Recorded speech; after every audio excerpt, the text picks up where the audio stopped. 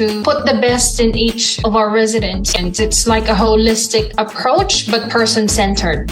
We make a difference, we bring joy, and we add spark. It's about advocating for others. It's such a privilege and an honor. What you can do for them, being able to communicate. It's about making sure that people feel valued. Creating meaningful connections and enhancing quality of life. Our magic lies in connecting with others and letting them know they're never too late. We are called to understand. We spread aroha, we spread love. We see the best in people. We make dreams happen. We are the ambassadors of passion and purpose. We are hard workers. We are meaning makers.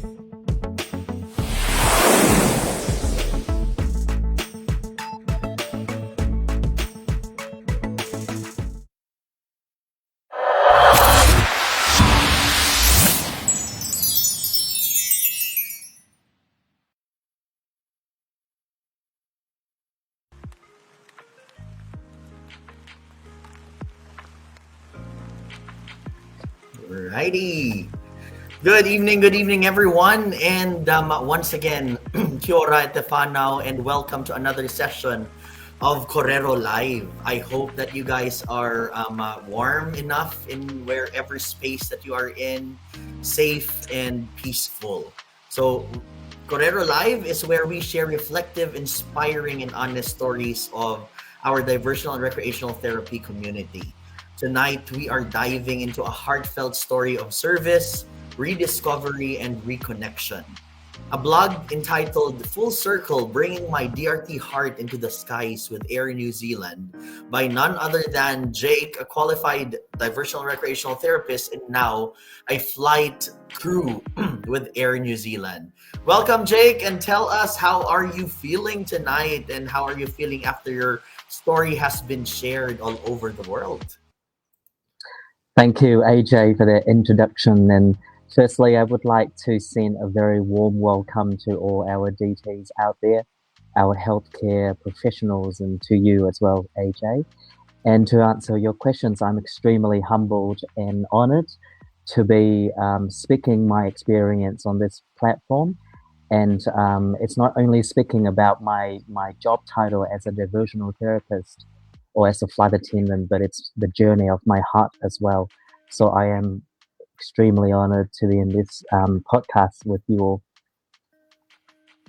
Kapai. Oh my goodness. I'm so excited with talking to people that is like-minded and as passionate as like you, Jake. I'm always looking forward to conversations like this. So before we dive into our really heartfelt conversation, I would just like to also give a shout out to everyone who is joining us tonight, and those who are still will be watching after the live session. You can continue to watch this in our Facebook page. Please drop in some comments, and I will really encourage you to join us in the chat box as well. And I mean the comment section, so that if we can, we will read it and we'll just feel connected. And the world is just feeling smaller with these technologies and the connections that we make. So let's go and unpack your journey, Jake. You wrote about being shaped deeply by your diversional and recreational therapy training. So I'd like to know, what was the most memorable, or what some moments on those journey of training to become a diversional and recreational therapist that really stuck with you and that you really still carry until today? Thanks for your question. I am an alumnus at Kauri Academy, and I can't thank Kauri Academy enough for the program that they have built. Such a comprehensive, well-structured, practical, and at the same time very impactful for new students like me to go out there to make a difference for our community. And after graduating from Korero Academy, I have the privilege to serve as a divisional therapist at DRTh Estate in Remuera for 3 years, and care for our residents at DRTh Estates, with the good hearts of the doctors and the nurses and the caregivers there. To answer your question, I pretty much just like everyone else, we all have lots and lots and lots of stories of our residents. So do I. I have lots of fond memories with residents at Rafiti. There was this particular resident that I'd like to speak my experience with her, by the name Pam. When I joined Rafiti, Pam was 100 years old. And so I was trying to invite Pam to join activities. But you know, when you're 100 years old, you are done and you don't want to do anything. You just want to rest. And so despite many times trying to invite Pam to activities, I was unsuccessful. And so I went back to my room. I picked up the phone, and I called her daughter, her eldest daughter, because I was so eager to learn about Pam and to found out more about Pam. And so after the conversation with the daughter, I found out that Pam used to live in Sweden, and she speaks Swedish. And so I used to live in Sweden for a very short period of time, and so I can speak a little bit of Swedish. And so the next morning, I remember I was knocking on her door. She was like, "Come on in." So I walked in and I said, "Good morning." And I could feel that she probably think that it's just a normal morning. It's just another good morning. But then I started to say, "Du har en fin leende," meaning you have a beautiful smile in Swedish. And I could remember that very moment, her face would just change from normal to a very happy face. And that connection was created right in that moment. And she gifted me a little children book, and she would ask me to come every day to her room to read out loud that book, and she would correct my Swedish pronunciation. And so that very moment, we find out what is underneath our residence. And by doing that, we be in the presence. We come back to the present, and so we really look deep into our residents, not just their job title, but their whole self.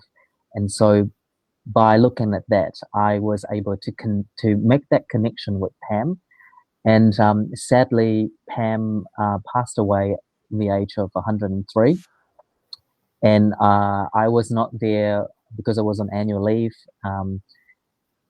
After the funeral, her daughter called me and said to me, "Thank you, Jake, for being a friend to my mom. And before my mom passed away, she gifted you 2 Swedish dictionaries as a gift to your friendship."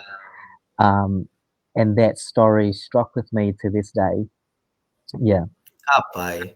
Oh, that was just beautiful, Jake. And I cannot tautoko. I cannot agree with I mean, I cannot agree enough with what you're saying. That the greatest tool that we have is really the stories and getting to know of our residents, really uncovering our residents. And you've mentioned that she's 100 years old, and usually we box these type of people that 100 years old, they would just be this, they would just be that. But you went above and beyond and really uncovered and peeled those layers to get that connection. And those are the moments that are priceless in our profession. And I think that that's another blog coming up right there. So I'll be expecting another write-up about that beautiful story that you have just shared to us.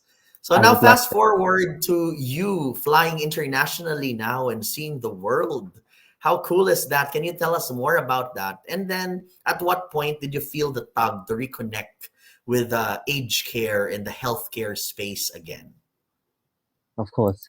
I am so blessed in the sense that my callings all my life is to serve people. And so I started as a restaurant, and then with a tour company and diversional therapy, and now taking it upon the sky, serving people up in 33,000 feet. And so every day, people traveling by air with all sorts of reasons, family reunion, or just gone home from work, go to school, travel, or even funeral. And so to be a part of that journey and making it a meaningful one for them is not just a job title, but it's actually a privilege, and it's my calling as well. And so at Air New Zealand, we have this department called crew community. And so crew community team, they would call and inspire cabin crew to go out there to give their time and service to the wider community. And so one day I received this email from the crew community team saying that we are looking for volunteers for some dining experience at Miriam Corbin Village out west. And so at the time, I was able to attend that night. We were a group of 5, DJ, Hannah, Kate, Kaya, and myself. We came to the village, and the moment I stepped into the village, and I felt like, you know, that moment when you come home, I felt like, gosh, this is home. And it just felt like yesterday. And so we were serving meals, and after the meals, and I was talking to the divisional therapist in that village in Miriam Corbin, Amanda. She's beautiful. I told her, I said, could I please grab the microphone and sing for the residents one song? And then she trusted me. She passed the microphone to me, and I started singing. And so it just felt like my DT fire in me just lit up again. And I was singing, the residents got up, dancing, the staff, they were having fun. And so in that very, very moment, true and pure human connection and presence. And after that night, Miriam Corbin reached out to the crew community team and expressed their gratitude that the resident had a lot of fun and a lot of joy. And so the crew community team decided to invite me to join the committee. And so my next project is called Bring the World to You. So I would bring an armchair flight experience to rest homes. And my first experience will happen in St. Andrew's Village on the 31st of July. And that is so exciting. And that's, I think, still very relevant to your write-up that you have submitted, Jake. Full circle, because I know that St. Andrews is a really instrumental part of your journey, as that is one of your training grounds as well. Hey, when you were still a student. Yeah, and I can remember that voice because, oh my goodness, it brings back a lot of memories when you talk about you singing, because I remember us singing together all the time and during your training, and it just seemed like it was yesterday. That's just beautiful. I'm having goosebumps while listening. I know the story already, but I still feel very, very inspired. So just before I go to my next question, I would like to say hi to Mark Lawrence Cheng, who I know is a very good friend of yours, Jake, and he's joining us tonight. We have Sue Hillary saying Jake puts his entire heart and soul into everything that he does. This is so perfect. Well done, Jake, with your journey. So proud. Thank you so much for being with us tonight, guys. Keep those comments coming in so that we can feel that we're just sitting in one room having our hot kappa and our warm onesies. And so let's talk about presence, purpose, and legacy this time. One thing that really struck me, Jake, when you were writing, when I was reading your write-up, is the idea of slowing down and offering presence. Because you said that it's not as a job, but as a gift. Why do you think that mattered so much? When my team, the crew community team, and we came into Miriam Corbin Village, and we were coming in with our Air New Zealand uniform, and so the staff in that village also have their uniforms, and the residents being the residents, and so we all have our little corner, little code. When the residents saw us as Air New Zealanders, they were very, very excited. They're very curious at the same time, so they approached us. They touched the uniform and they asked us about uniform and all of that. But when the night started, no uniform, it just human connection, it just true presence. And I heard this from somewhere. The best gift you could give someone is your true presence and your true attention, and that's the best gift you could give to someone. And that could also reflect back to our life as well. We live in an era where we just tick that checklist, that task list, and then we're just rushing through our checklist, and the next thing, and the next thing. And so we tend to forget that the presence is the most important thing. And without the presence, there will be no past and there will be no future. And so, yeah, and so in that very moment, I think being in the present and being aware help us slow down. And when we slow down, we can really see, for example, that resident for themselves, for their current states, their current well-being, and from there we can also understand their struggles, and from their struggles we can then develop our empathy for that resident, and also the care plan that really works for that resident. That resident might be in the file.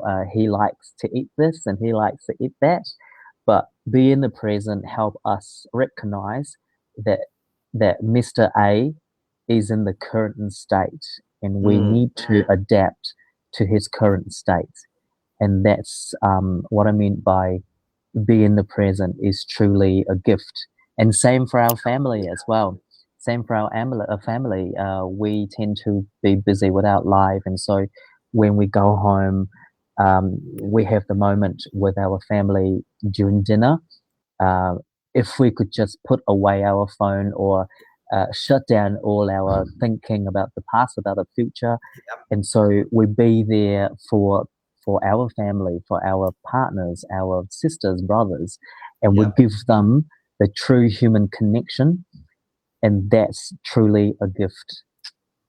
Absolutely. And that's the greatest gift. I truly agree with what you've said, the greatest gift that we can ever give. And one line that I also remember, Jake, that it agrees with what you're saying, is that this exactly the greatest thing that we can give our loved ones is time and our attention and our presence. Because money and material stuff, we can always make more. We can always make more money and stuff, right? But we can never make more time, because time once gone is gone forever. So we should really be spending the present with our connecting and being truly present. And that is just beautiful, right? Yeah. There is one story that I like to share. I was doing a silence retreat in Bali 4 weeks ago, and in that silence retreat, that all of us learn how to be in the presence, and so all our phones and distractions were removed, and we weren't allowed to talk to each other, and we weren't allowed to even look at each other in the eyes, because there's so much communication in the eye contact, right? And so from the reception area to my room, I walked from there to my room about 20 times a day.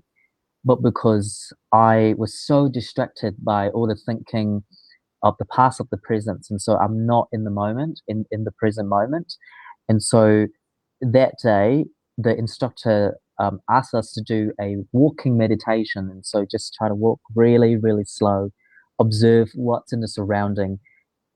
in that moment when I practice that, I recognize every single trees and every single plants, and there was this silver fern that just right there, hiding right there, and I didn't see because I was not in the present.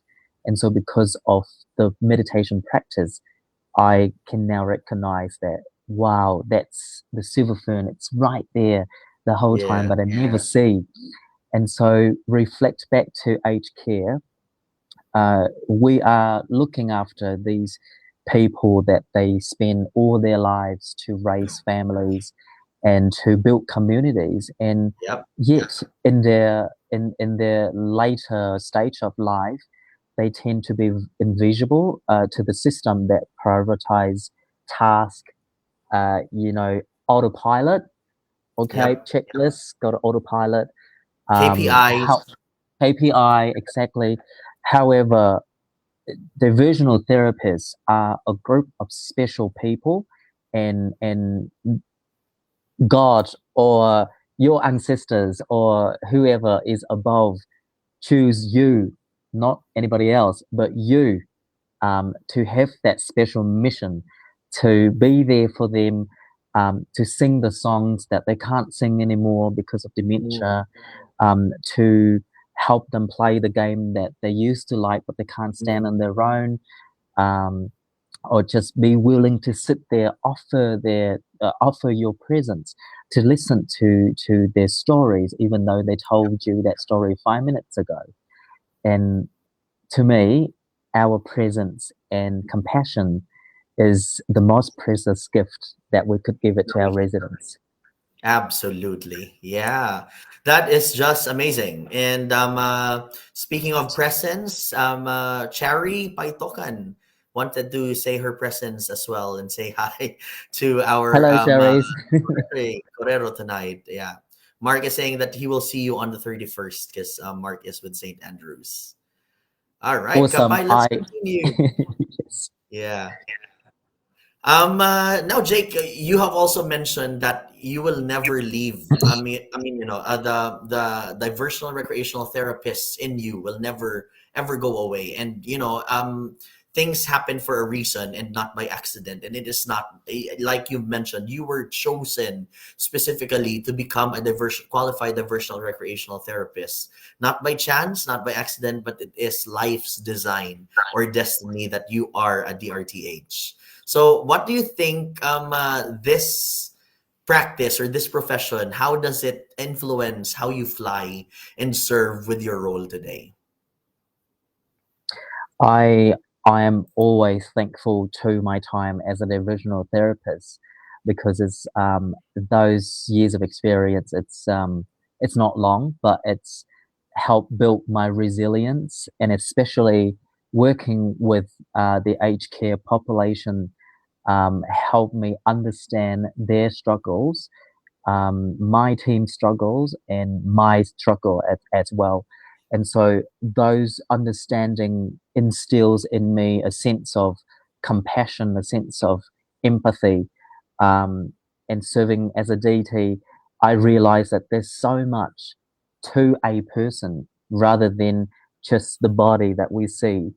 As we all understand that when we did develop our care plan, we look at different aspects of their well-being, their physical, their emotional, their mental, personal, community link, family link, and all of that aspect helped me understand and really, really sharpen my EQ, my emotional intelligence, and also adaptability. And now I can use those skills to flying.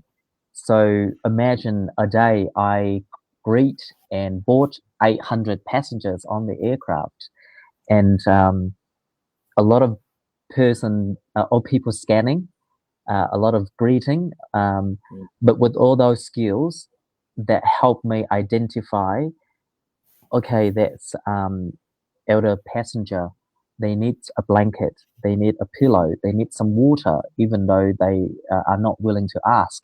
Sometimes they're too shy to ask. Or that person right there, that passenger right there, seem a little bit nervous, seem a little bit chatty. She's scared of flying, and so the best I can offer to her is my presence and reassurance. And so those skills that I have and developed from the time that I was working at Rafti Estate, it's transferable. Absolutely. Yeah. Yeah, and you can really still use it, because it's human connection that is the core of our profession or our role. So the skills of human connection is just massive. Kapay. Amazing. Yeah, and when I fly, I just don't look at a person by their seat number. But I look at them as somebody who has a story, a reason for traveling today. So it's my mission every day to connect with them on a personal level. So just simply by addressing their name, Mr. Electron, how are you today? And so they were just surprised. Oh, you see know me. My name. You know my name. You see me. You respect me. You love me. You care for me. That's right. And that makes such a big difference. And same as with diversional recreational therapy, the power of the name, the power of calling them by their preferred name makes them seen and makes them feel valued. That is amazing.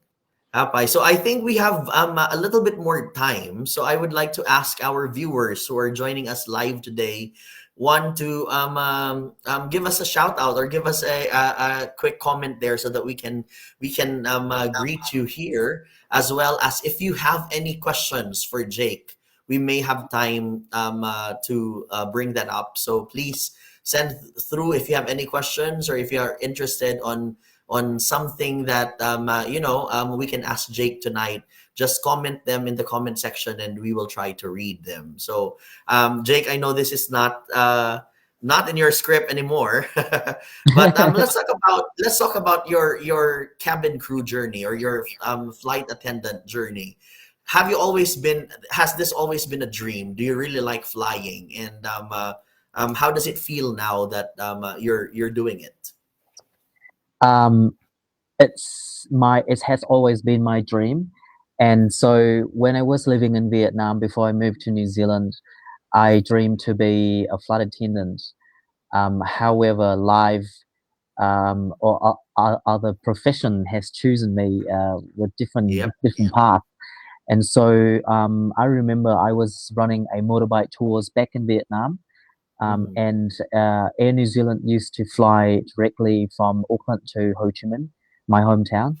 And so I was able to host the cabin crew and the pilots out on my tour for 3 years. And I noticed one thing about the cabin crew of Air New Zealand, that they all come from different backgrounds, they all come from different culture, values, but they are like brothers and sisters in one family. And so that is very magnetic and drawn me into that. And so I look at them and I said, I want to be like you guys one day, and I think at that moment I thought that they think that I was just joking. But it's always in me. And so I made a bold decision. So I left everything behind. I left my family, my company, my country, moved to New Zealand, and had the privilege to train in diversional therapy, worked with Rafti for 3 years, and then I fulfilled my dream as a flight attendant. So that's my journey to become a cabin crew. That's beautiful. Yeah, and that's beautiful that life can have a little bit of a spontaneous variation, but it's always nice to really remind us that chasing for our dreams, no matter the distraction, is always a good idea. Yeah, absolutely. So we would like to say hi to Sheik. I was also saying hi tonight, and Nika saying, Jake, what would be your ultimate goal as a high flying DT? I know goals change, and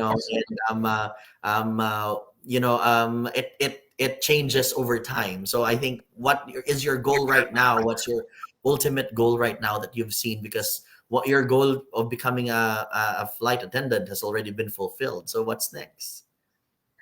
Thank you, Nika, for your insightful question. To answer your question, I think I would like to tell you my why, my motivation that drags me out of bed every night, every morning to go to work. So my why is that I dream of a place where all of us are included, all of us are heard, valued, loved, and cared for.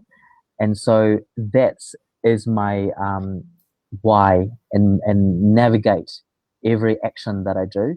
And so when I fly, or when I were working as a DT, I tend to connect people together and create this environment where everyone is included and everyone have the chance to make the world a better place, and that's rewarding to me.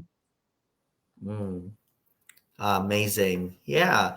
And tautoko to what you just said, Jake. Yeah, if your dream is for a world that everyone is seen and included, we might not change the world, individually, but we can if we change ourselves, right? So we might not change everybody else, but if we change ourselves and we navigate, as you've said, all the actions, towards that dream, that is just the And when start we of a revolution.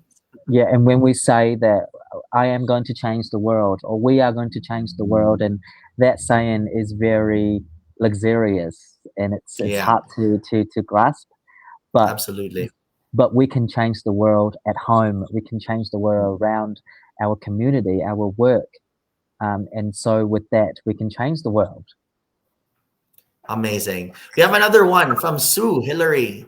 Jake, would you ever consider on your journey somewhere along the line and callings of life that you would train up the next generations to do what you do? Would you ever consider? At the moment, I am working on my leadership journey at Air New Zealand, and I also have just finished my qualification with Open Polytechnic in leadership as well. And so I would love, and I would be honored and humbled to use all those skills that I have gained to contribute to the next generations, and to really not teaching them, but bring the best of them out of them, the best in them out of them, because I think that every one of us has the intention to be good and to contribute, but not every one of us knows how to do that. And I am lucky enough to know my why, my motivation, and so because of that, I am inspired every day to go to work, not feeling like, oh, I have to take that flight, or oh, that's such a long day, but because of my why, it builds up my resilience. And so in short, for your questions, I would love to share my why, and hopefully that will inspire people to find out about their why, and that is how I want to create that space. Amazing. Awesome. And Andrea Walker just wanted to say, wow, well done, Jake. All the best for your amazing future. Thank you. That is so cool. Yeah. So I think we are up for our final question, Jake. Well, not final yet, because we have a wrap up question later on. But let's talk about your legacy, or let's talk about legacy and what it means to you. You said in your write up that it's not something I've left behind. It's something I bring with me. I think this is talking about, your diversional recreational therapy hat. What do you hope others, especially the new, the students who you were once a student, so the students, the new DRTh or the new diversional recreational therapists, take from your story, as well as people who have been in the industry that would have the power to influence others as well? So in my vlog, I said that that's something I left behind. What I meant was, diversional therapy isn't just a career that I once had, but it's also the way of seeing people that I carry with me for the rest of my life. And for the new students or DT out there, my message is that you are chosen for that role, to make that impact and to make that difference for our community. And it's really important to know your why. Find out about your why. What drags you out of bed every day will get you through, some of the tough days. Not what I am doing or how I am doing, but why am I doing this? Will help us through. And resilience is key as well. Sometimes we have tough days out there, but also remember our mission and remember that you are carrying your strengths, your parents' strengths, your ancestors' strengths, and your whole culture and your whole country in you, all of that within you. And so with that strength, you can rise up, and together we can make a better community for everyone. And for DTs and professionals that have been in the field for a few decades, I would like to wholeheartedly thank you, and thank you truly for making a difference and paving the way for our new generation of DTs, and your commitment to diversional therapy in New Zealand. I'm very, very positive that we will have a bright future. Absolutely. Amazing. And if you would allow me, Jake, I will borrow that line from now on, and I will tell the future diversional recreational therapists, and even the diversional therapists that are working now, you are chosen. It is not an accident that you are there. You are chosen to be there, because not everybody can do what we do, but it's just seemed like sometimes, people don't acknowledge and don't understand the value of diversional recreational therapy. But we are chosen people to make the difference and to make the world a better place, one life at a time, one smile at a time. So Jake, Gambi Hinui, thank you very much for being here tonight and for your honesty and your heart. But before we close, we would like to invite you to say your final words of encouragement to everyone that is listening tonight, and to everyone else that will be listening in this recording. What do you want to say to the world? I would like to gift the world, and especially DTs in New Zealand, one saying by Rumi. The saying goes, "I am not a drop in the ocean, but I am the entire ocean in a drop." So reflect on that, and I believe, and I'm very positive that with that saying, that will carry all of us through together. Kapay. Oh my goodness. I am just having goosebumps after goosebumps. Thank you very much, Jake. And I will definitely wait for that second blog or second write-up. And I cannot wait to invite you here again and continue to inspire the world. For everyone listening, thank you very much for joining us. We may not be able to, I think Nika has one last question. I can, Jake, answer that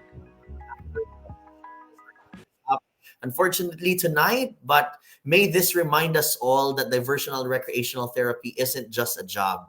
It's a way of our being, and we are chosen. How cool is that? So whether you're in a cabin or a care home, or whether you're just at home, connection is always possible. So, Kanui Timihi Kakitiano, until next time at Efano. Thank you very much for joining us tonight. Thank you very much. Thank you very much, Jake. Good night, everyone. Stay warm and happy and healthy. Thanks, Jake. Thank you. Kakitiano. Kakitiano.